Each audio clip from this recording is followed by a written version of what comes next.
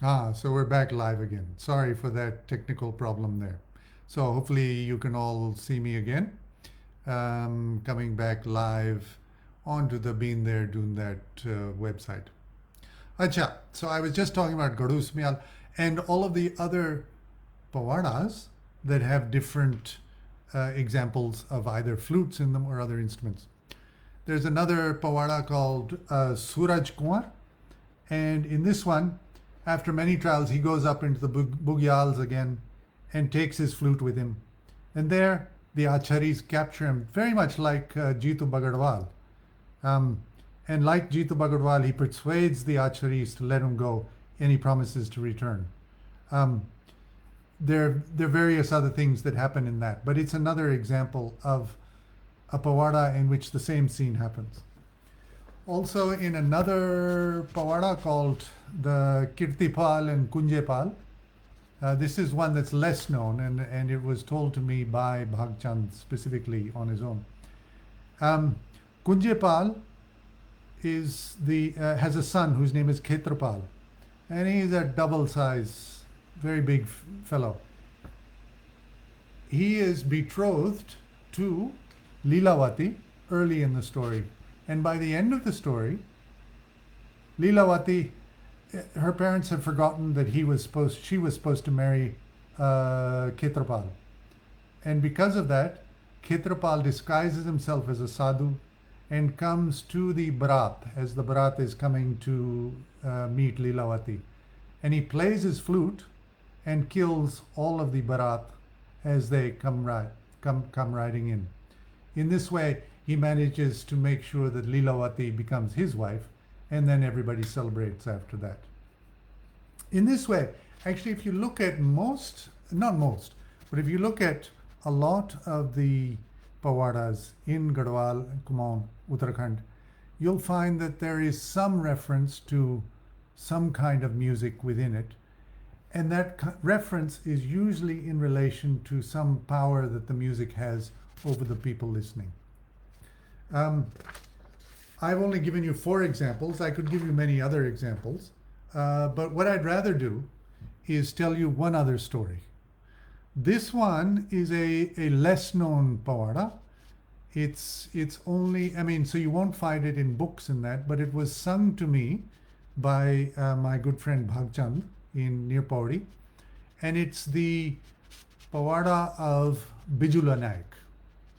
Now, Bijula Nag is a story about a hudkiya. Bhagchand himself, who sang it to me, is also a hudki player. So he's singing an epic tale about a hudki player like himself. And this to me was very fascinating because here is a chance to try and understand a little bit through the story about the deeper implications of what the hudki means to people and how it's understood as a powerful tool to do various things. So let me tell you the story of Bijula Nag, if you don't mind. I'll spend maybe about 10 minutes doing that, and then at about in 20 minutes time, we can wrap up, and maybe some of you will have questions at that moment, and I'll see if I can answer any at that time. If you've just joined us, my name is Andrew Alter, and I'm speaking from Sydney, Australia here.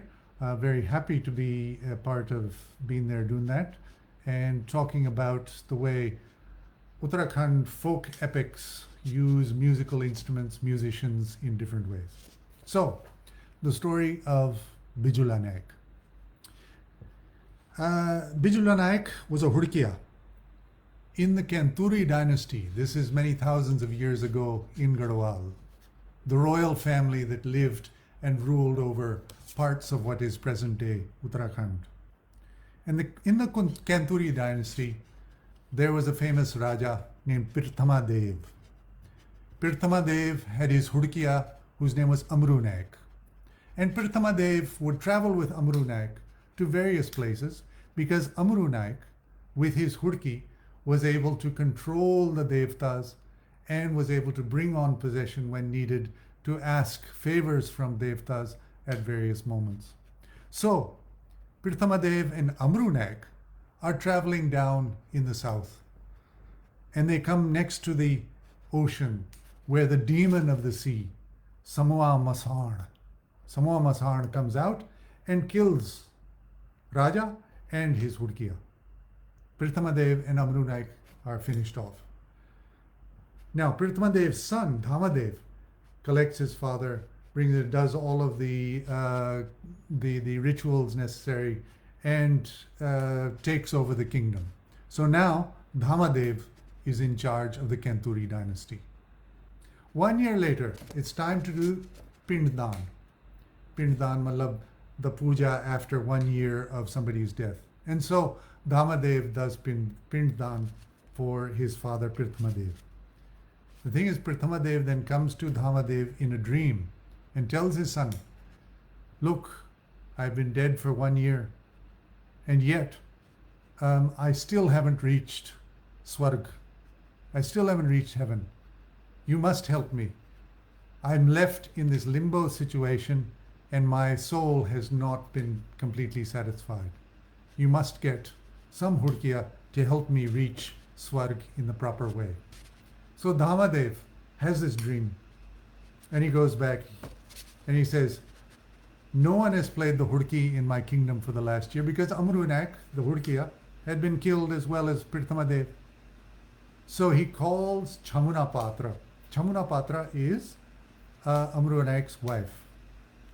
And he goes to Chamuna Patra, and Chamuna Patra has the Hudki of Amru Naik.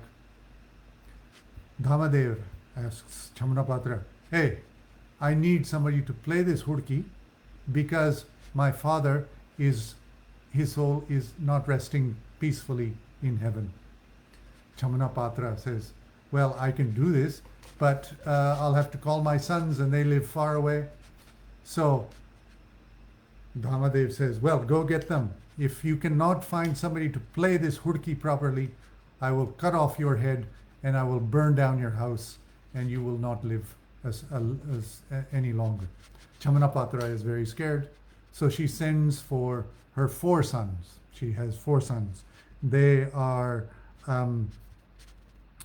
Sajal, Gujal, Madhu, and Vyapar. Now they live in the Kalsi forest far away over this side. And so Chamuna Patra sends her messenger and says, go off, find these 4 sons of mine and bring them here so that they can play the Hudki for me. So the Bikwa Pori, the messenger, goes off on his horse, and halfway there he reaches the Dumachor, which is the ridgeway between the house and Kalsi forest. There in Dumachor, of course, like in so many Pawadas, he meets up with various Ghasyaris who are on the ridge cutting grass, cutting fodder for their buffaloes. There's a Kumon ki Kumeni, there's a Bhot ki Bhotiani, and of course there are songs and things that talk about the way these women see the messenger coming, the Bikwa Podi, and say, hey, Bikwa Podi, kahan ja raha hai tu? Kya karna hai? Kahan jana hai? And he said, मुझे तो वहाँ कालसी का जो जंगल है वहाँ जाना है. ये जो छमना पात्र के 4 लड़के हैं उनसे जाके मिलना है. And so off he goes. And they say, don't go there because you will get killed. Anyone who goes to the Kalsi forest never returns. This is a common theme that happens in so many Pawadas, that the messenger or whoever is traveling reaches a ridgetop, talks to the various Ghasyaris who are in that area or the different people living on that, and they always say, don't go beyond here because it's very dangerous. That is the nature of a good story because it increases the tension for what might actually happen. So off he goes, and the Bikwa Podi goes on and finally finds the 4 sons, Sajal, Gujal, Madhu, and Vyapar. And he says, hey, come on, boys. Chamana Patra, your mother has asked you to come back because you have to be able to play the Hudki for the Raja. So the 4 boys are called back, and back they come with the messenger. And they reach back home to their mother, Chamana Patra. Chamana Patra says to them, hey, look, your father has been killed with the Raja, but the new Raja, Dhamadev, has asked me to have someone play the Hudki for him. so that I can dance, because Chamanapatra also dances, so that I can put on my 9-layered skirt, and so that the Raja's father, Pirthamadev, will be happy in heaven. The 4 boys, they say, well, we can try, I'm not sure how the father used to do this playing of hurki, but we'll do our best. So they take Amru Naik's hurki, and they take it to the Ganga, and they try and wash it to make it cleaner. By accident, they rub it, and what used to be a golden hurkiya is taken back to its normal state. And so they lose half of the gold that is around the hurki. And then they bring it, and they try and play it, but they can't really play the hurki properly. Dhamadev, the Raja, he comes, and he listens. And he's saying, these idiots, they've ruined the hurki of Amru Naik.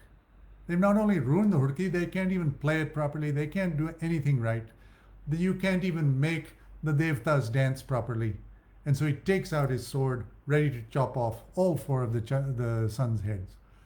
The 4 sons get very scared. Off they run as fast as they can. And Dhamadev is chasing them. Chamanapatra says, wait.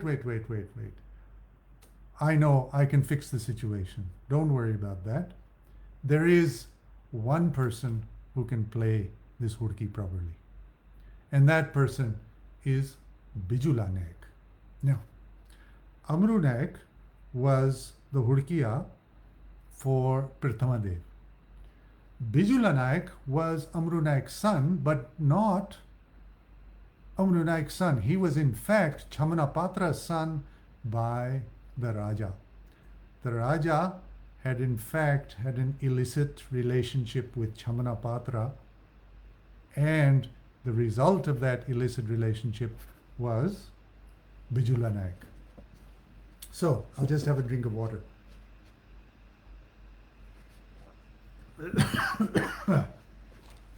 So, Chamanapatra goes off, calls Bijula Nag, and Bijula Nag comes. Now, remember, Bijula Nag is actually the son of Dhamadev and Chamanapatra, not the son of Amru Naik, the hurkiya. Nonetheless, Bijula Nag comes, and he sees the hurki and says, these fellows have ruined this hurki. I'll show you how to play it. Give it to me. One chance, I'll do it.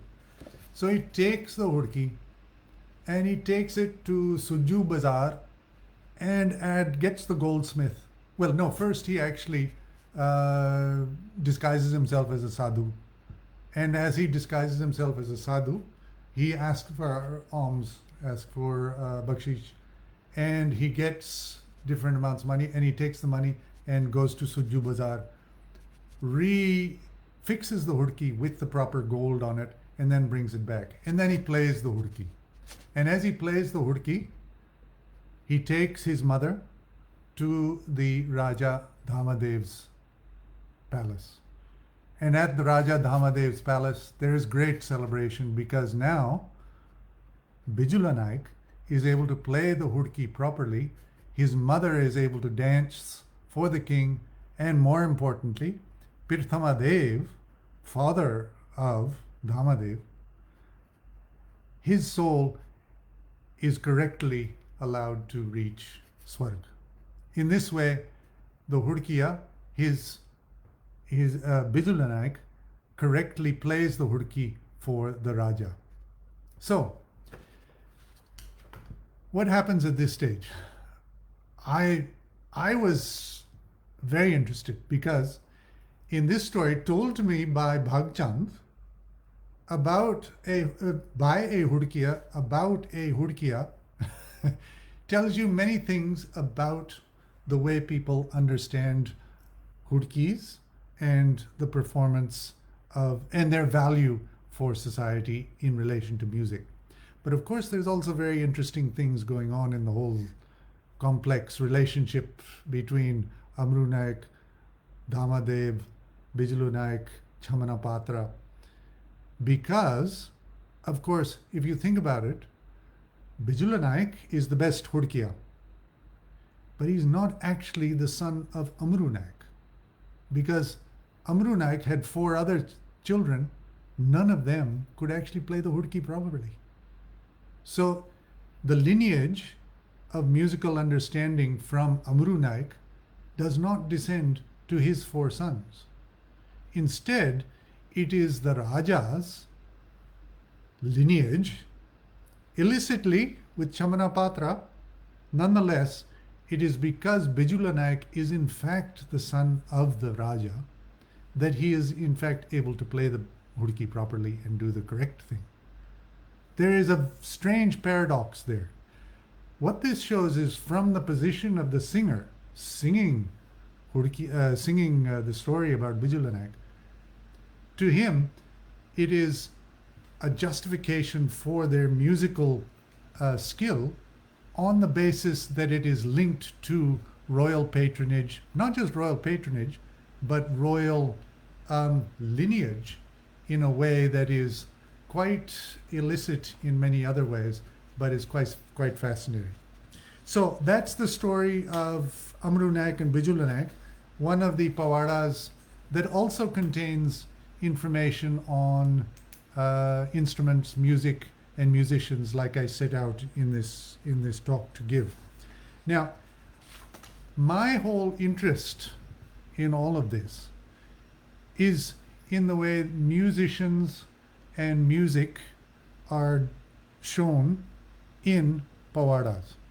Because as a musicologist, well, that's what interests me. How are musicians viewed? How are instruments played? What goes on in there? What is the symbolic force of an instrument?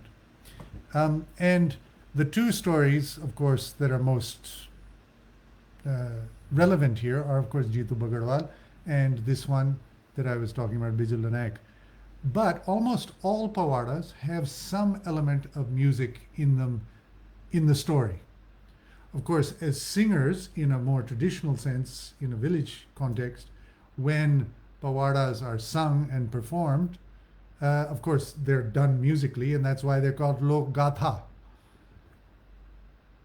In the story itself, music, musicians, and different things show up in various ways. And there's one very important reason for that. That is, in the context, in a performance like that I've witnessed with many hurkiyas, you tell the story, and the story might go all night. It could be 6 hours, could be 4 hours, whatever. There are breaks, there are stops, and things like that. But very importantly, there are always songs every, say, half an hour, 40 minutes, something like that. And those songs are moments when people listening can get up and dance. And by dancing, you actually take a break from the story and join in. So the musical themes that run through the story are there for a very specific formal purpose within the telling of the story. For instance, when somebody somebody disguises themselves as a sadhu, he may then have a song where he's singing a particular type of kirtan, and the hurkiya shapes that kirtan into the singing of the tale itself, and so people can then join in with the sadhu as he's dancing in an imagined kind of way. Or there may be a wedding, and at the wedding the barat arrives, and of course there's singing and dancing at that time. Invariably, there's always some session in which singing and music can happen. So there's that formal significance to why and when it happens. But in addition, of course, there's this symbolic aspect to things. And so where I'd like to finish, before then I'll open it up to questions, and people might have questions. But before I finish, there is, just returning back to the story of Jitu Bagarwal, which is so well known. You all know it probably. The idea is that somehow there is a connection between flutes, the sound of the flute, and high mountain pastures. Now, in truth, yes, there are Bediyas who play the flute sometimes up in high mountain pastures. I've heard one. I don't know if any of you have heard any. I'm fascinated to hear whether some of you may have heard some flutes up in the high pastures.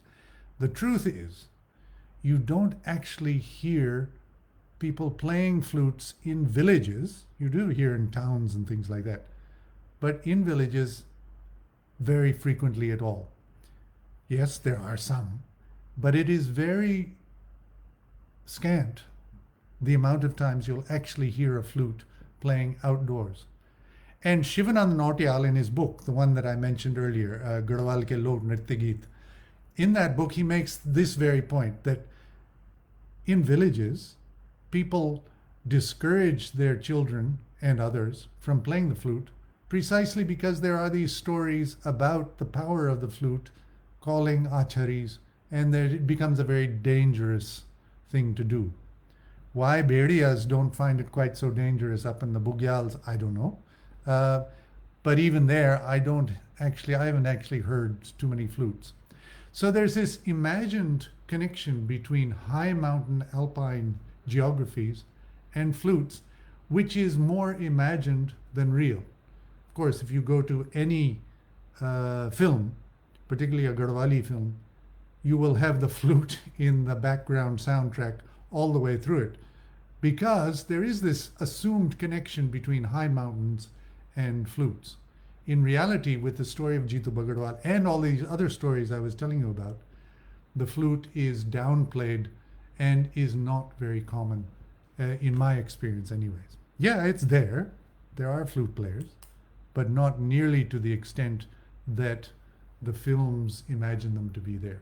This is actually different in Nepal, because in Nepal, flutes are actually quite common, much more common than in Uttarakhand, in village areas like this.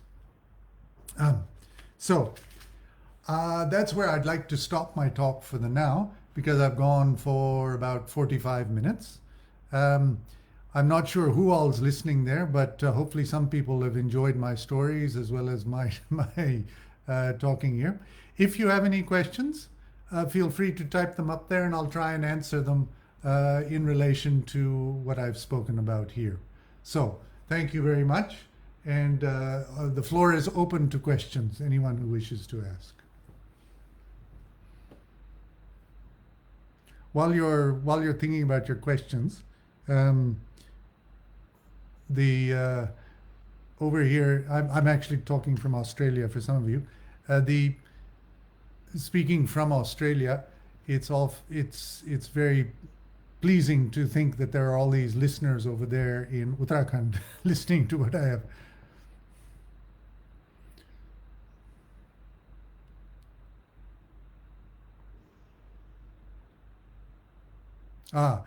The question is if there are other mystical relation to Pawadas elsewhere in other parts of India.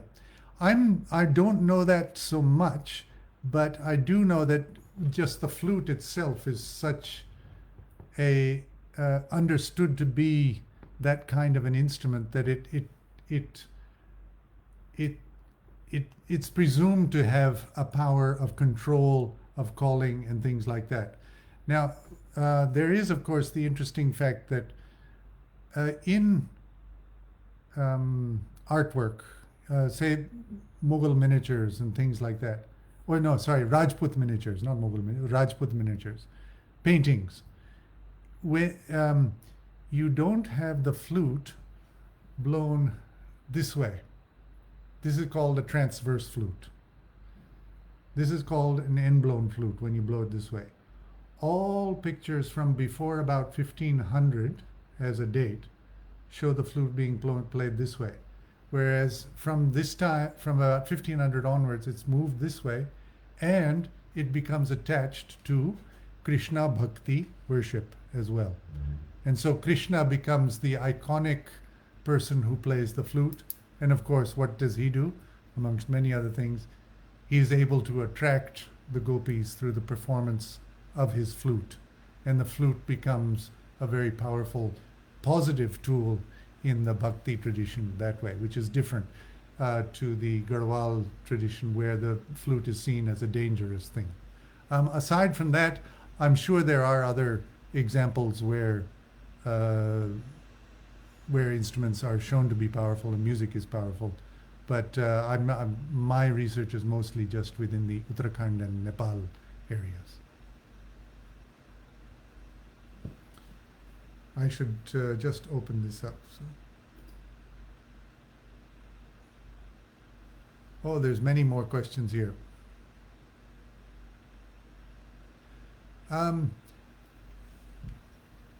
Someone has asked if I've worked with the jocks. No, I haven't actually worked with the jocks. I'd be interested to find out about that. So I'll have to come back and write to Lokesh, who's asking about that.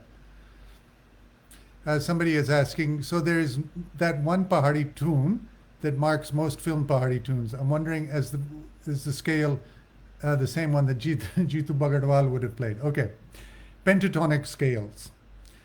Pentatonic just means, for those of you who don't know, just that it's a 5-note scale. And the scale on which it's based, I often thought, surely this must be related to Rag Pahari in some way, because people talk about Rag Pahari as being this style of performance that must be related to the hills. In fact, it's not quite that. The main mode used is more like a malconce. It's a little bit different to that. But yes, it is a pentatonic rag. And it's just that pentatonic scale is used frequently for all kinds of singing, including playing on the flute as well. So yes, the pentatonic scale is definitely a common feature of most folk songs in Uttarakhand area. And undoubtedly, if it was played by Jitu Bagadwal on his flute, he would have played the same pentatonic scale on that. I should look at some others here.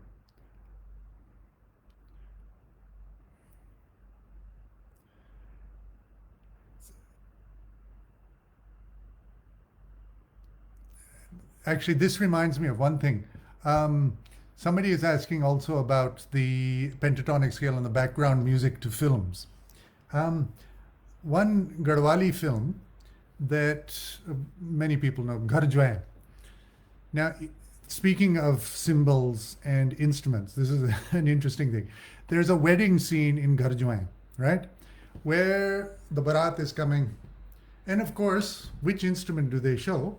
They show the mashak, because that's what is the folk instrument of Garhwal. So the mashak baja player is playing as the barat is coming and to the bride's village. But the soundtrack, they don't have actually, if you have a listen to this again, and if you watch the film, you'll see, the soundtrack doesn't actually have the mashak baja as the sound. What do they have? They have the shehnai. And so the film producers of Gharjwain have overlaid the sound of the shehnai on top of the mashak baja. When you see the mashak baja up there, everyone in the Garhwali context understands, of course, that's what you would have at a Garhwali wedding. But the sound is the shehnai from elsewhere in India, and it's projected on top of that. In other words, that idea of a double reed sound, that particular sound of a shehnai, is equated to the Garhwali context of the mashak bean. And in fact, there is a connection between those instruments on the basis of numerous things, including military parades and military processions and things like that. Someone is asking, is the Kathuri dynasty the same as the Kathuri dynasty? As far as I'm aware, it is. It's just a different pronunciation of the same. I've heard pronunciations by different people in different ways. Kathuri is one pronunciation. Kathuri is the other pronunciation. But essentially, it's the same. The same dynasty that was ruling over much of both Kumon and Garhwal. So it's a little bit hard to tell how much, but in fact, even into the western part of Nepal, or that's as best as history can figure it out. That's what we're thinking. Someone is asking, Hurkiyas are denying and singing themselves out of marginal caste. Good question. Status by telling the story the way. Yes, very good question. Okay. The first thing is hurkiyas. There are fewer and fewer of them in active performance roles throughout Garhwal, with Kumon, as far as I'm aware. You will find more hurkiyas on the eastern side of Garhwal, near the borders with Kumon, and more in Kumon than actually in Garhwal itself. In the western side, in Jaunsar and in central Garhwal, there's more people who play the Dhol, which is sort of like the hurki, but has a very different, I would say it's a very different sound. All to say, hurkiyas earn their livelihood largely through Jagaran performances, where they will lower caste hurkiyas will get money from invoking various rituals associated with Jagarans and Devtas and things like that. And so there is still the chance for that. Whether they're singing themselves out of this through this story, I don't think so. The story I told you was one that Bhagchand, who's my friend from Thaliasang, he told me because he was a hurkiya, and it was an interesting story that I was very fascinated about. But it's one that you won't find in any of the books. So in Govind Chatak's book, or in Shivananda Notial's, or in any of the articles I've read, I've never read about Bijula Nag. And so it may be a less known story just amongst hurkiyas, and therefore it's not projected outside of their community, precisely because they don't want it to influence the way people think about them. I'm not too sure about that, but it's a less commonly known one. Have I come across any women playing dhol or wanting to do so? I'd have to admit, no, I haven't. Women will sing very well too. They'll also lead in various types of dance performance, group dance performances. And there's any number of different genre names that are attached to that. And of course, in jungles with the Ghasyari Geets and things like that, singing back and forth that way. But they don't take on any active musical role in terms of performance for some kind of ritual action. Nothing that I'm aware of anyways. There may be some cases that I'm not aware of, but very few. Or for any economic gain in that sense, so no.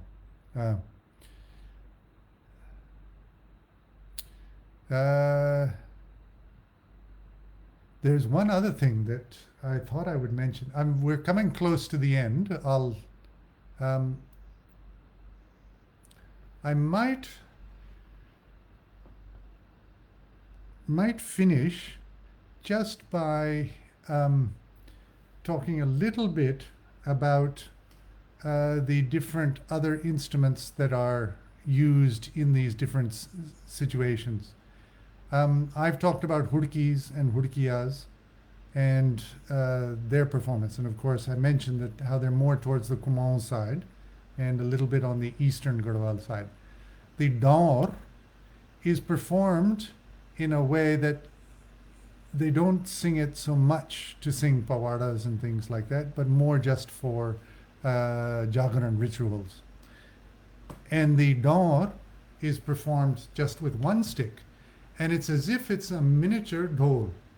So the hurki, you hold it in one hand like this in the middle, and it's an hourglass shaped thing with two side things like that. And so you play it with your hand, doom, doom, doom, doom, doom, doom, doom, doom, and you shake it like that. The dhol is like a miniature dhol. So you take your dhol, your big size drum, if you shrunk it down, hypothetically, and you made it into a small drum like this, that size, say about the size of, smaller than my head, or the size of my cap, the topi, all right? And you played it like this. I'll hold it there. That would be the size of a dhol. You play it with one stick in one hand and your hand on the other, just like a dhol. And again, this researcher, Shivanand Nautiyal, who I was talking about earlier, he makes a very important point. I'm citing him at length here, which is good. He makes a very important point. He says, look, all of these pictures of Shiv have Shiv with a damru. Now, the damru is there, and we know all of those pictures. You know, Shiv is there with the damru. He says, how silly is that? Now, I'm not saying this. This is the author, Shivanand Nautiyal, yeah? He's saying, how silly is this? Why would Shiv play a small damru that is used to make monkeys dance and to make bears dance? It's not what Shiv would have played. He would more likely have played the daur. The daur is just like a dhol, but smaller, and you can keep it in one hand. Now, this may be a fanciful conjecture on his part, but it actually makes a good deal of sense. Why in the world would someone play a damru, which is used for making monkeys and bears dance, as your main instrument? Surely Shiv would have played something more impressive than that. And so this iconic imagery of Shiv playing a damru is in fact quite spurious in various ways. Of course, we all know Shiv would have played the dhol rather than playing a damru like that. And of course, he's associated with the dhol in many other very important ways. Someone is asking, what is the current status of Jagarya and Gadalia in Kumon region? Do you see the fall in these practices? Jagarya, as far as I can see, still remains. And from my reading of it, it's actually increasing in some ways. Now, my impression might be wrong because I'm looking at things on the internet. But I see more and more frequently people putting up videos of Jagaryas performing in various ritual contexts on the internet all the time, as if there are many of these things happening. So from that, I would suggest that. Ghataliyas, I'm not too sure exactly what you mean by Ghataliyas, but in essence, I don't feel the Jagaryas and Dauriyas and Ghataliyas are diminishing in their numbers as much as some other musicians are. Or rather, their function as performing Jagaran is still very much valued by a large group of society, and therefore there's still a role for them, and there's still an economic value in becoming a Jagarya or a Hurkiya of some kind like that. Well, it's over an hour and a quarter since we began, so I might leave it at that. जो मैंने गलती से कहा माफ़ कीजिए. अगर खुशी से आपने मेरी बातें सुनी है, मैं भी बहुत खुश हूँ. यहाँ ऑस्ट्रेलिया से बधाई. Farewell, and thank you so much for listening.